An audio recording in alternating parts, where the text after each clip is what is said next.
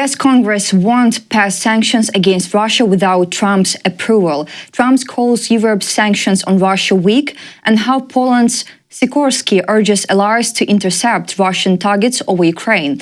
We'll talk about this with political analyst, European Leadership Network, UK member Alexandra Filippenko. Alexandra, glad to see you, and thank you for joining us. Thank you for having me. I'm happy to be here. Alexandra, yes, President Donald Trump called the European Union's sanctions on Russia too weak and urged European partners to impose stricter measures, reports Rapid Response 47. The president described European countries as his friends, but expressed frustration that they continue to purchase Russian oil. How do you think, what is the realistic time frame for significantly reducing Europe's energy dependence on Moscow? And is it fair to interpret US policy as an attempt to step into Russia's role as Europe's principal supplier of oil and gas?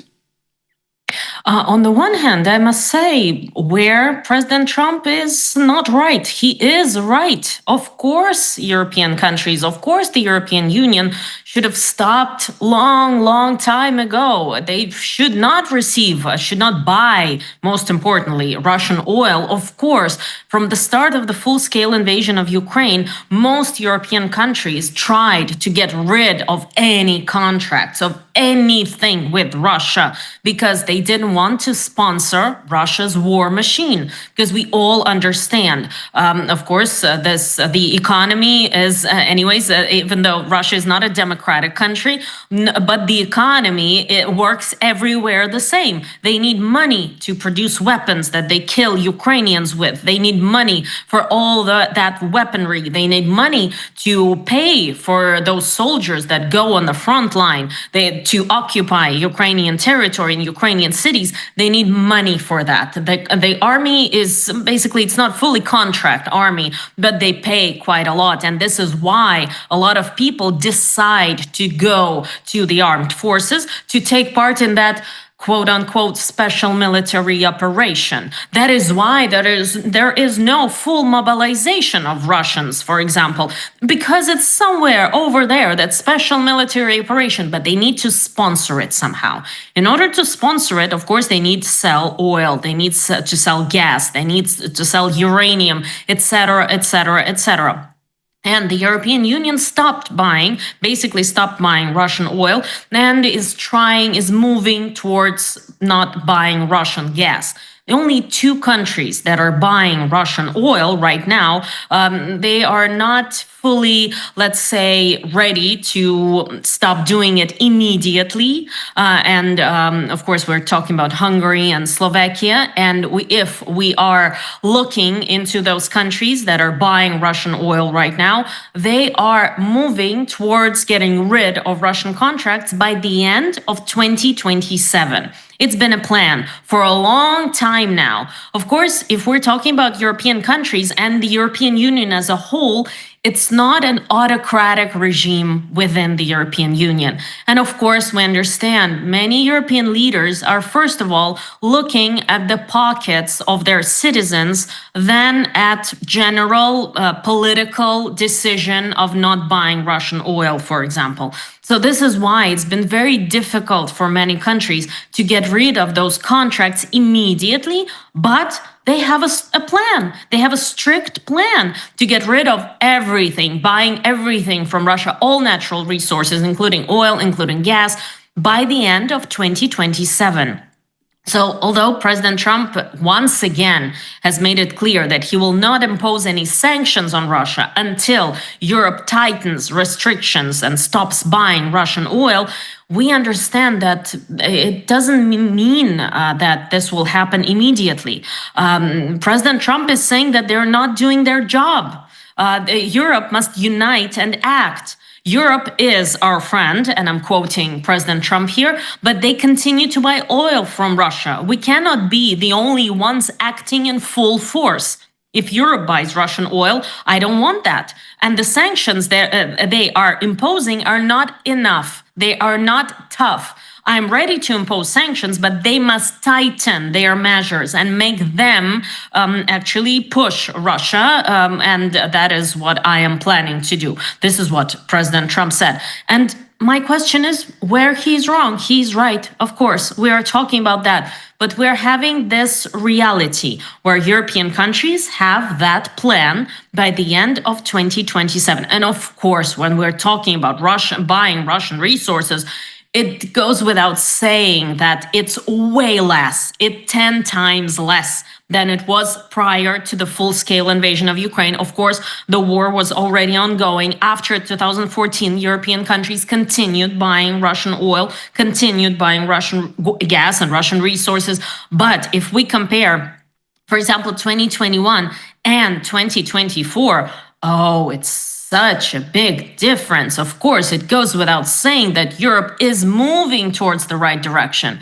But what President Trump is doing is that he's showcasing and that he's stressing that this is Europe's war. This is war on the European continent. European Union should take the lead. European Union should be an example of everyone who is not buying Russian resources. And of course, this is a great restriction on the European Union. And without those sanctions, without the American sanctions, it would be difficult to think about moving towards actually any negotiation. Although President Trump has said that he understands that he has to be involved. Still, he has to be involved. He understands that. But without Europe taking the lead, he doesn't want to move forward. He doesn't want to be more tough on Russia than the European Union. And this is also a way to explain to American audience, to explain to the Americans why there are no new sanctions towards Russia, why there is nothing like that. And of course, we understand that right now, Congress is controlled by Republicans. Congress is controlled by MAGA Republicans, by Trump Republicans, I would put it even this way.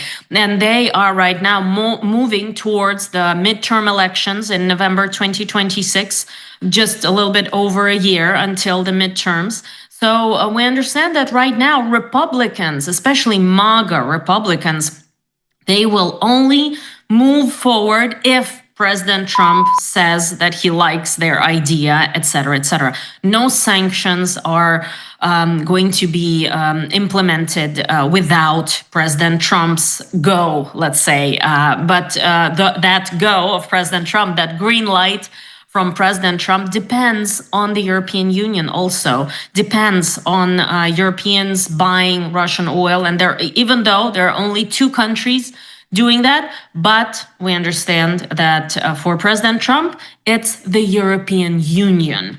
It's them, all of them, buying oil and gas, including gas. We must also stress that, although President Trump was only talking about oil. So this is a way to, let's say, make Europe tighten its grip on the one hand, and on the other hand, to stress that this is Europe's war. This is European war, and Europe must take the lead. Alexandra, Mike Johnson, a Speaker of the U.S. House of Representatives, has said that Congress will not adopt new sanctions against Russia without agreement from President Donald Trump, as you said. However, he has acknowledged that the need for sanctions has been long overdue. Is there currently enough bipartisan support in Congress to override a potential presidential veto and impose new sanctions on Russia without President Trump's consent? It's interesting. Yes, we understand that there is. But there is this, let's say, difficulty, because U.S. Senator Lindsey Graham and Congressman Brian Fitzpatrick plan to link new restrictions against Russia to a bill on U.S. government funding, according to Politico, at least. They are quoting Lindsey Graham. They're saying that the Republicans in the House and the Senate who are pushing for more sanctions against Russia have come up with a new strategy.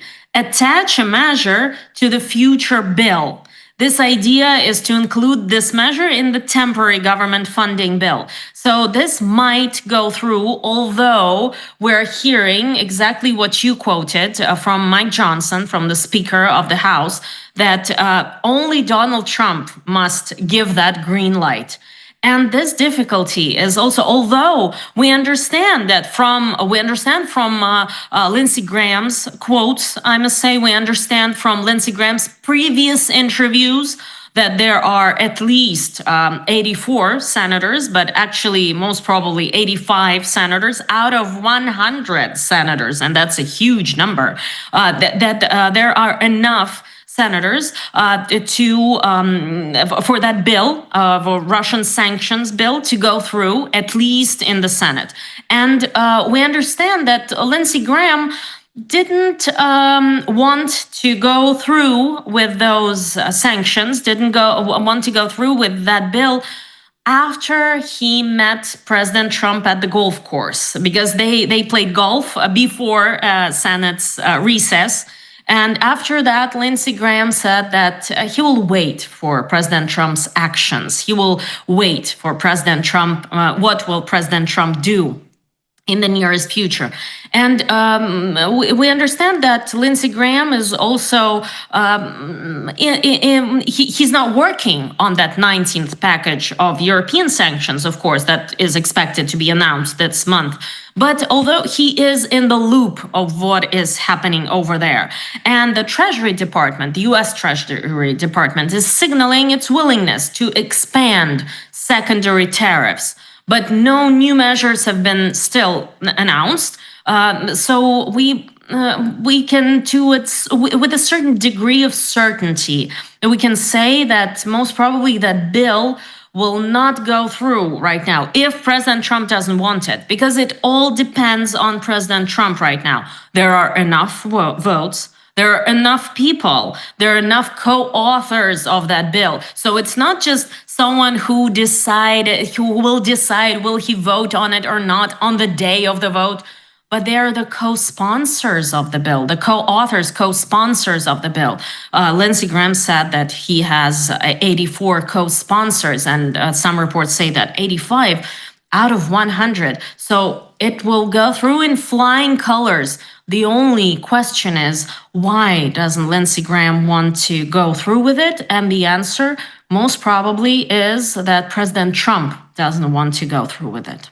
Alexandra, President Donald Trump said the animosity between Russian President dictator Vladimir Putin and Ukrainian President Volodymyr Zelensky is incomprehensible, and suggested he may need to step in to mediate. He said, "I will probably have to intervene," Trump told reporters, adding that the two leaders hate each other so much that they can barely talk and are simply unable to communicate. What specific role does Donald Trump envision for himself in mediating between President Putin and President Zelensky now?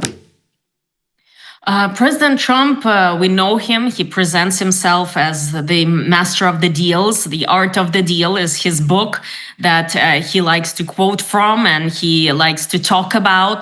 Art of the Deal is what he is known for. And as an artful deal maker, President Trump says that only he can actually mediate right now. And this shows that he is not ready to give up on the idea of maybe even coming together with President Zelensky and Putin together at the table, sitting down, discussing something. And this, although right now I think also with a certain degree of certainty, we can say that this is not too realistic right now, as of now, at least while Russia is continuing bombardment of Ukrainian cities and Russian drones and Russian rockets are flying to Ukrainian cities. But for President Trump, it's important to explain to the Americans that he is there, that he is not giving up. because we see how the Americans want this war to end. 67% of Americans, according to Gallup poll, wants the war to end with absolutely no control of Russia in Ukrainian territories. They don't want Russia to control any of the Ukrainian territories. So we are not talking about going back to the borders of, for example, 2022 or to the borders before 2014. We're talking about the borders of 1991, the official legal borders, borders universally accepted borders of Ukraine that are according to the law, to the international law. This is what Americans want to see. And so President Trump understands that this is what Americans want. It doesn't, the party affiliation doesn't work here. It's Democrats and Republicans. So 67% want that. And this means that President Trump cannot just say, oh, I give up. I give up and let Europe take care of it. I will not get into that at all. He cannot afford doing that. If President Trump had a rating of 70%, for example, then he could. But his rating is not as high. His rating is around 40%, 42, 43%. So he cannot afford giving up on Ukraine, giving up on the peaceful, somehow moving towards peace in Ukraine, at least a ceasefire in Ukraine. And moreover, we understand that President Trump many times have said that he is concerned about what is happening, not because there are Americans dying there, but the people are dying there, not American soldiers, Ukrainian soldiers and Russian soldiers and Ukrainian peaceful residents of Ukrainian cities. They are suffering and they're dying and they're being killed by Russia. So that is what President Trump is saying. He just cannot afford giving up. And so that this is why he says that he will mediate, he will continue to be there. It's a signal to the American audience, first of all. It's a signal to the Americans, first of all, that yes, he will be there, he will continue being there, he will continue talking, he will continue trying to do something. And especially, I think I would like to take note of a very interesting interview of Keith Kellogg, a special representative of Donald Trump, the special envoy for Ukraine, Keith Kellogg, who said that Russia is effectively losing the war in Ukraine, despite some advances. And this is a message by Keith Kellogg to President Trump. And in that interview, Keith Kellogg talked about what does it mean to win or lose. And if they were winning, they would be in Kiev, said Keith Kellogg, or in Odessa. They would have changed the government, he said Keith Kellogg. He emphasized that advancing by meters, not kilometers, he used miles, but anyways, with over 1 million killed and wounded, it's not a success, but a disaster comparable to the scale of World War II. Keith Kellogg talked at length about how many soldiers died in Afghanistan, how many soldiers died in Vietnam War, and how many soldiers are dead and wounded on the Russian side right now. So he talked about Russia effectively losing the war in Ukraine. And this message to President Trump is most probably what he wants to convey and what he wants President Trump to hear. For President Trump, not only to stay in the loop just because he cannot give up on Ukraine because of the American citizens, but also to push in a certain direction. So all those things coming together, they mean that President Trump will and most probably really stay as a kind of a mediator. His attempts at mediation we saw in the past 6 months, and most probably will continue to see more of them. Alexandra, about a signal to the citizens of Poland, Polish Foreign Minister Radosław Sikorski has proposed that the West intercept Russian drones and missiles in Ukrainian airspace. Tagesschau reports. The proposal came after Russian drones entered Polish airspace, and Le Monde also reported that hundreds of European and American politicians support Ukraine's Sky Shield initiative. The program would allow Europe to shoot down Russian drones and missiles over western and central Ukraine. Do NATO members have the political will to authorize intercept operations inside Ukrainian airspace, and under what legal frameworks could such actions be justified? Well, we understand that those drones that are coming into Romania, that are coming into Poland, that are coming into Lithuania, they are potentially those drones that are maybe not to damage effectively right now, damage these countries right now, but to make sure how active are the systems of NATO countries and of European countries. How can they be intercepted? How far can they fly in? What can they do inside those countries? So if before we talked about hybrid attacks, these are potential actual attacks. And we understand that this is very, very dangerous. And those drones that fell in Poland and that were intercepted over Polish territory, those drones are potentially extremely dangerous, because what can be done with those drones, for example? Can tactical nuclear weapons be flown with those drones, for example, or any kind of biological weapons or anything? If Russia is saying that these are not our drones, of course, we've heard Russia saying that these are not their soldiers in Crimea, for example, that occupied Crimea, and later on it appeared that these were indeed Russian soldiers, and even Putin talked about that. And now Russia is saying, oh no, these are not our drones. We don't know how they came about. Probably UFOs flying from somewhere, from Mars or from somewhere else. But they are not admitting that these are Russian drones. And of course, for NATO countries, for European countries, it is grave danger. And talking about NATO, talking about the alliance, maybe without the American, again, green light, they will not be able to do that. But NATO are the forces that are combined from the forces of the European countries. And the European Union, and especially the coalition of the willing, has a mind of its own, let's put it this way. And of course, we understand if especially Germany, for example, helps Poland, Germany helps, again, Lithuania or Latvia or Estonia or Finland or any countries that are on the border with Russia, this will be this will make those countries safer. And talking about Ukrainian airspace, of course, we can talk about, again, as Russia is saying that these are not their drones, missiles that are intercepting drones or missiles above Ukrainian airspace.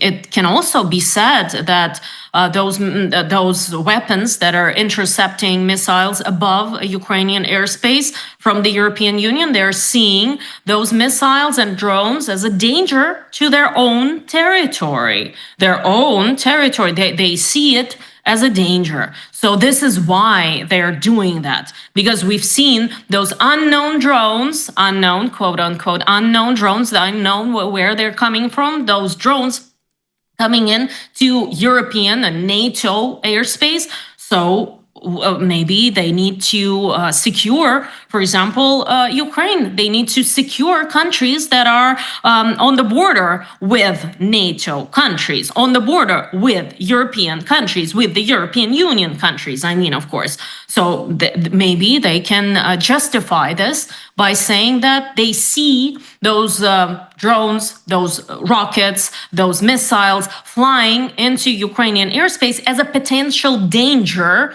for their countries. So this is why they want to intercept it. Although, of course, we understand that all these systems are extremely expensive, and it's difficult to say how much European countries can put into those intercepting drones and missiles in Ukrainian airspace. But we understand also that NATO countries, although maybe not having enough political will, but the European Union and the European countries might and should and most probably will have more political will. And moreover, this might be, this is just an idea, might be applauded by the White House, might be applauded by President Trump, because all he wants is Europe to be more active. All he wants is Europe to take the lead, to take the main part in securing Ukraine and securing Ukrainian airspace. So if it doesn't have to do with NATO per se, meaning American air forces, of course, and American forces in general, then we might see actually these things happening, especially having this possibility to justify it by saying that they see it as a danger to their own territory after those unknown UFO drones coming into European countries. Alexandra, I sincerely thank you for this insightful conversation. As always, a political analyst, European Leadership Network UK member Alexandra Filippenko was with us today.